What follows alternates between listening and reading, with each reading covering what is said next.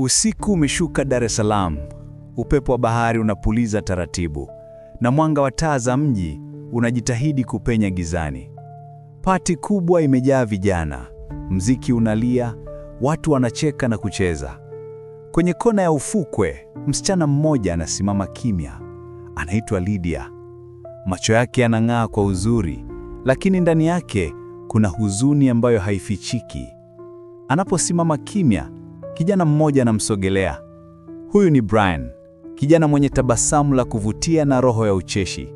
Lakini kila mara macho yake yanamwangalia Lydia kana kwamba kuna kitu kinachomvuta kwa nguvu isiyoelezeka.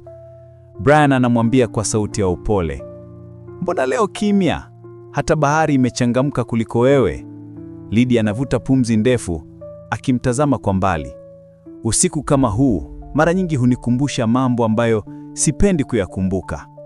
Kabla Brian hajamjibu, giza linawazunguka ghafla. Pati nzima imezimwa, jenereta limekufa.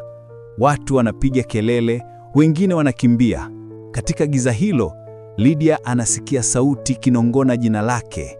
Ni sauti ya kustaajabisha, nzito, kana kwamba anatambulika na mtu ambaye hayupo pale. Anamshika Brian mkono kwa nguvu. "Unaisikia hiyo sauti? Hii si mara ya kwanza."